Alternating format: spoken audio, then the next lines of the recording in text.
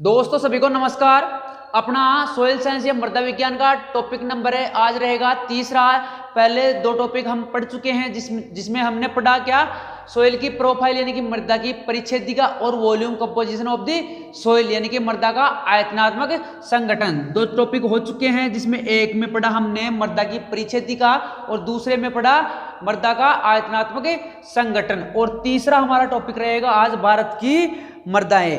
भारत की मृदाएं देखते हैं कि भारत में कौन कौन सी मृदाएं होती है, कितने प्रकार की होती है और कितने भागों में डिवाइड होती है, ये सब चीजें देखेंगे हम। तो भारत की मृदाओं को आईसीआर यानी कि Indian council of agricultural research यानी कि भारतीय कृषि अनुसंधान परिषद ने भारतीय मृदाओं को 8 भागों में बांटा है, यानी कि 8 प्रकार बताए हैं भारत की मृदाओं को। ये मृदाओं की किसने? आईसीआर ने। अब देखते हैं कि प्रकार कौन कौन से हैं। तो देखिए, पहली है जलोढ़ मृदा यानी कि एलुवियल सोइल। एलुवियल सोइल यानी कि जलोढ़ मृदा। और दूसरी है ब्लैक सोइल, काली मृदा। तीसरी है रेड सोइल यानी कि लाल मृदा। चौथी है लेटेराइट मृदा।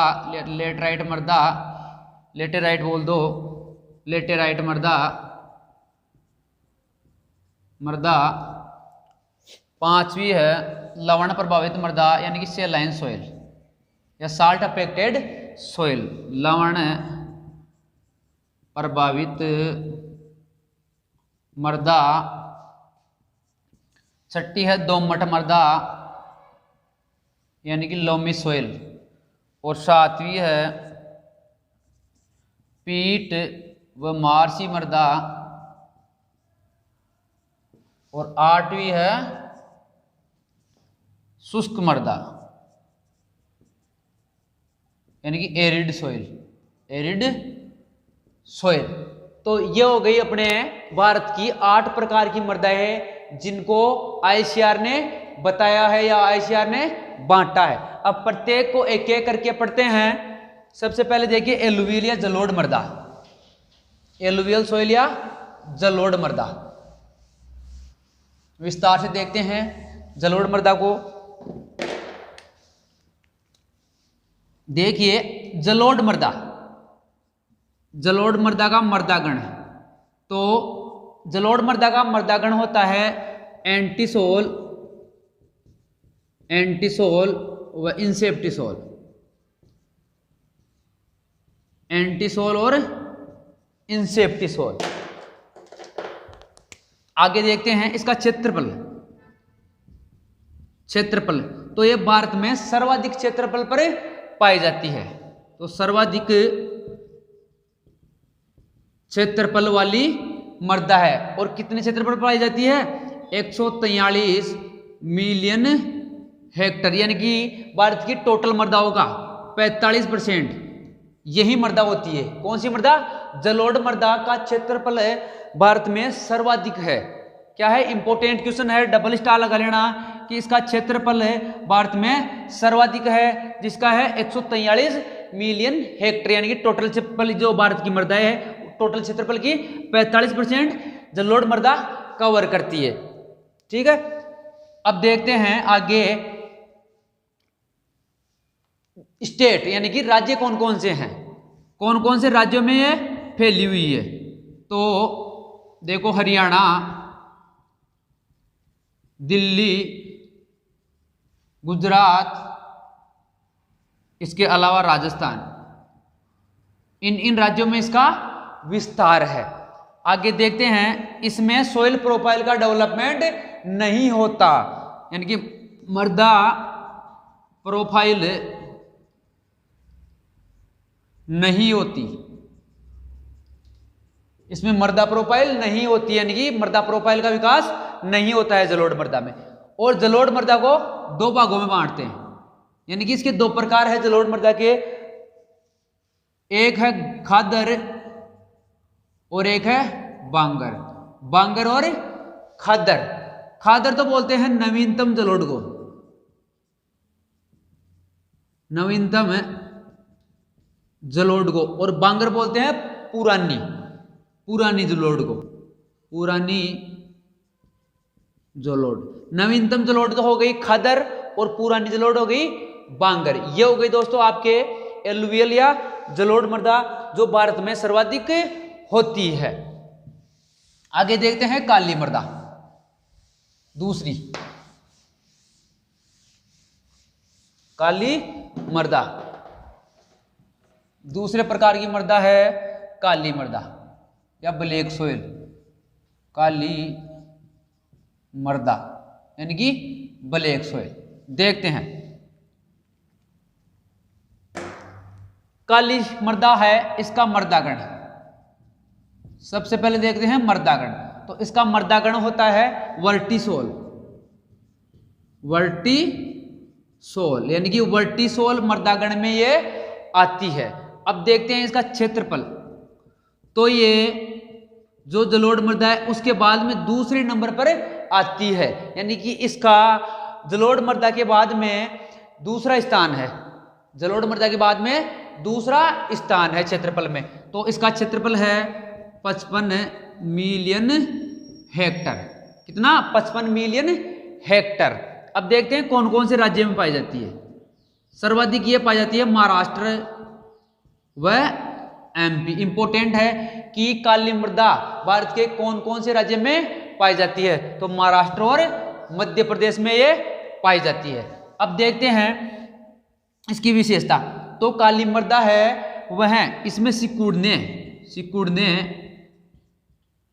व फैलने की प्रकृति पाई जाती है। सिकुड़ने व फैलने की प्रकृति पाई जाती है, जिसके कारण इस मृदा में दरारें आ जाती है, और दरारें आने के कारण इस मृदा को सेल्फ प्लोइंग सोइल यानी कि खुद की जुताई खुद करने वाली मृदा, self ploughing soil, ploughing soil यानी कि खुद की जुताई खुद ही कर लेती है ये मृदा। क्यों? क्योंकि सिकुड़ने और फैलने की प्रकृति पाई जाने के कारण इनमें दरारें पड़ जाती है, जिसके कारण ये सेल्फ प्लोइंग सोइल मानी जाती है। इसके अलावा ये हो ही गया और कोई ज्यादा इंपॉर्टेंट नहीं है। अब देखते हैं इसमें सिलिकेट क्ले मिनरल्स, यानी कि कौन सा सिलिकेट क्ले मिनरल्स इसमें पाया जाता है। इंपॉर्टेंट है कि काली मृदाओं में कौन सा सिलिकेट क्ले मिनरल्स डोमिनेंट होता है या पाया जाता है। तो इसमें है मोंट मोरिलोनाइट, मोंट मोरिलोनाइट। मोंट मोरिलोनाइट काली मृदाओं में डोमिनेंट सिलिकेट क्ले मिनरल्स होता है। ये हो गई आपकी काली मृदा। तीसरी है लाल मृदा। लाल मृदाएं, लाल मृदा, लाल मृदा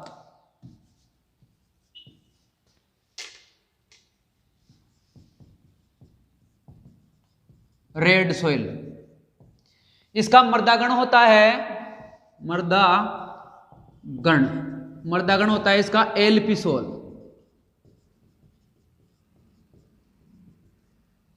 जिस प्रकार से कीटों के गण होते हैं उसी प्रकार से मृदा के भी गण होते हैं। तो लाल मृदा का है एलपी सोल। कौन सा गण है? एलपी सोल। अब देखते हैं इसका क्षेत्रफल। क्षेत्रफल है इसका 15 मिलियन हेक्टर। 15 मिलियन हेक्टर लाल मृदा का भारत में क्षेत्रफल है। जो कहां कहां पाई जाती है सर्वाधिक? ये पाई जाती है लाल मृदा सर्वाधिक पाई जाती है अपने तमिलनाडु स्टेट में। कौन से स्टेट में? तमिलनाडु और कर्नाटका में। लेकिन ये इंपॉर्टेंट है, एक पूछ ले कि कौन से राज्य में सर्वाधिक लाल मृदाएं पाई जाती है, तो तमिलनाडु में पाई जाती है। इसके अलावा इसमें इंपॉर्टेंट क्वेश्चन बनता है कि इसमें सिलिकेट क्ले मिनरल्स कौन सा पाया जाता है?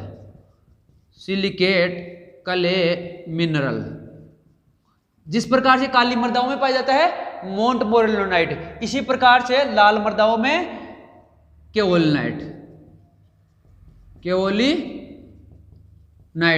काली मृदाओं में तो मोंट मोरिलोनाइट और लाल मृदा में केओलिनाइट, और इसके अलावा लेटराइट में भी केओलिनाइट ही पाया जाता है। ये हो गई आपके लाल मृदा है। इसके अलावा लाल मृदा का लाल रंग, इसका लाल रंग क्यों होता है? तो इसका लाल रंग होता है हेमेटाइट के कारण। किसके कारण?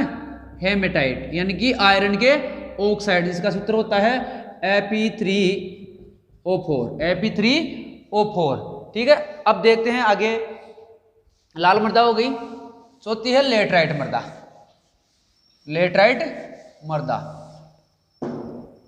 चौथे नंबर की है लेटेराइट। लेटेराइट मृदा देखते हैं। सबसे पहले देखते हैं इसका मृदागण। मृदा गण, तो लेटराइट मृदा का मृदागण होता है अल्टीसोल और ऑक्सीसोल। अल्टीसोल व ऑक्सीसोल। अल्टीसोल और ऑक्सीसोल लेटराइट मृदा का मृदागण होता है। इसके बाद में देखते हैं कि यह कौन कौन से स्थान या राज्य में पाई जाती है। तो यह पाई जाती है केरल और कर्नाटक में। केरल व कर्नाटक में। कौन कौन से राज्यों में? केरल और कर्नाटक राज्य में लेटराइट मृदा पाई जाती है। अब देखते हैं इसमें सिलिकेट क्ले मिनरल्स कौन सा पाया जाता है। तो मैंने बताया था कि लाल मृदा और ये लेटराइट मृदा दोनों में सिलिकेट क्ले मिनरल्स डोमिनेंट होता है। कौन सा? केओलिनाइट। जबकि काली मृदा में मोंटमोरलाइट। सिलिकेट क्ले मिनरल तो कौन सा है? केओलिनाइट। केओलिनाइट, केओलिनाइट क्ले मिनरल्स इसमें पाया जाता है। यह हो गई आपके लेटराइट मृदा। पांचवी है अपने लवण प्रभावित मृदा। लवण प्रभावित मृदा यानी कि साल्ट अफेक्टेड सोइल।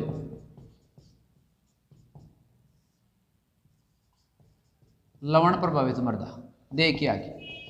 लवण प्रभावित मृदा का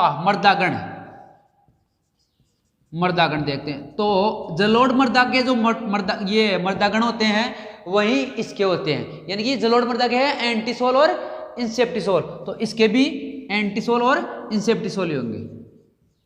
एंटीसोल व इंसेप्टिसोल।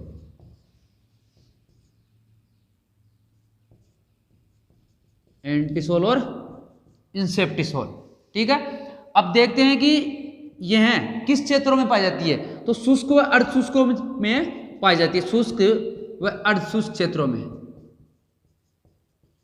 अर्धशुष्क क्षेत्रों में बनती है या पाई जाती है। भारत के गुजरात जिले में सर्वाधिक लवण प्रभावित मृदा पाई जाती है। गुजरात, यूपी और राजस्थान सर्वाधिक गुजरात में लवण प्रभावित मृदाएं गुजरात में सर्वाधिक पाई जाती है।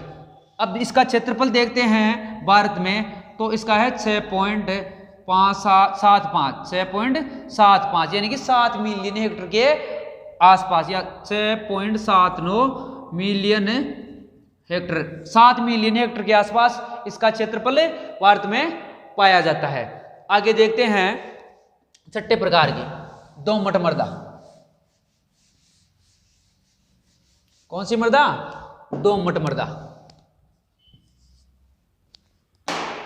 दोमट मृदा, दोमट यानी कि लोमी सोइल। लोमी सोइल देखते हैं दोमट मृदा क्या होती है, किसे कहते हैं। देखिए, सबसे इंपोर्टेंट क्वेश्चन तो यह है इसका कि यह कृषि की दृष्टि से सर्वाधिक उपयुक्त है।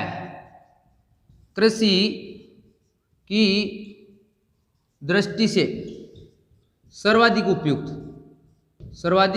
उपयुक्त मृदा यह हो गया एक। तो इसके अलावा जिसमें बालू, सिल्ट और कले, इनका अनुपात या इनकी मात्रा अलग अलग होती है। 40 और 20%। ठीक है, दोमट मृदा वह होती है जिसमें, ये तो बताया मैंने कि तीनों की मात्रा अलग होती है।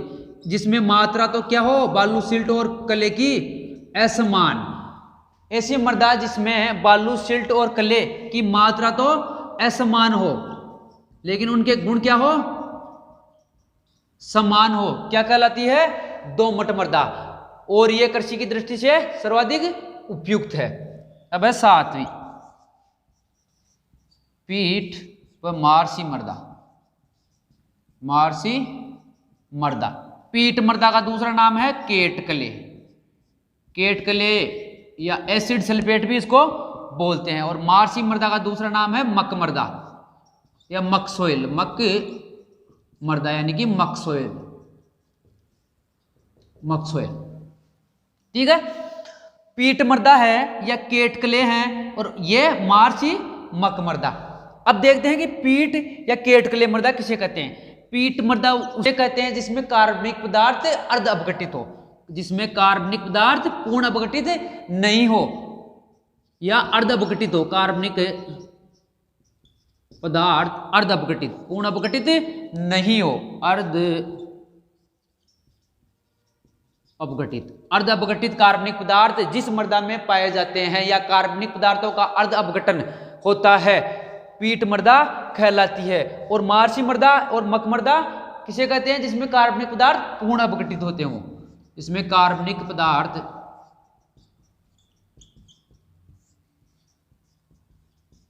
पूर्ण अपघटित, अपघटित। दोबारा से देखिए, पीट मृदा या केटकले मृदा जिसमें कार्बनिक पदार्थ अर्ध अपघटित होते हैं, और मार्सी या मक मृदा जिसमें कार्बनिक पदार्थ पूर्ण अपघटित होते हैं। अब है पीट मृदा। पीट मृदा है, उसका पीएच मान कितना होता है, पीट मृदा का।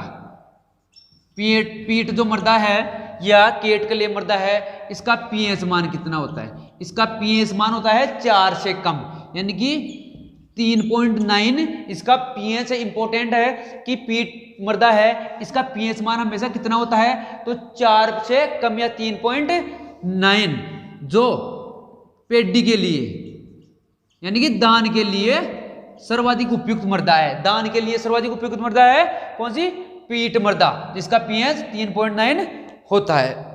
अब लास्ट वाली बच गई एक शुष्क मृदा यानी कि एरिड सोइल।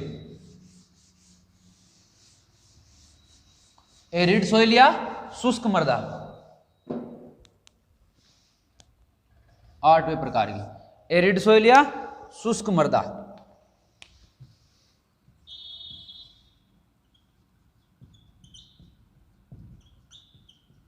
एरिड सोइल, और इसका जो मैंने पीट मृदा और मक मृदा बताया था, इसका गण मृदागण नहीं बताया आपको, तो इसका मृदागण है हिस्टोसोल। याद रखना, पीट है मार्सी मृदा का, हिस्टोसोल मृदागण होता है। अब है शुष्क मृदा। शुष्क मृदा, तो इसका मृदागण होता है कौन सा, एरिडोसोल। एरिडोसोल, ऐसे याद रख लेना कि एरिड सोइल है शुष्क मृदा, एरिड सोइल से मृदागण aridisol, arid soil aridisol, arid soil aridisol इसका मृदागण है, ठीक है। अब देखते हैं शुष्क मृदा कहाँ पाई जाती है सर्वाधिक। यह पाई जाती है अपने राजस्थान में। राजस्थान में भी पश्चिम राजस्थान में सर्वाधिक पाई जाती है। पश्चिम राजस्थान में ये मृदाएं सर्वाधिक होती है। ये हो गया दोस्तों आपकी शुष्क मृदा। और अपने देख लिया टॉपिक था टॉपिक नंबर 3 जिसमें हमने पढ़ लिया भारत की मृदाएं, जिसको आईसीआर ने 8 भागों में बांटा था, जिसका हमने पूर्ण रूप से डिटेल से स्टडी कर ली। धन्यवाद दोस्तों, आज के लिए बस इतना ही। मिलते हैं अगले वीडियो के साथ एक नए जोश, नए उमंग और नए उत्साह के साथ। तब तक नमस्कार।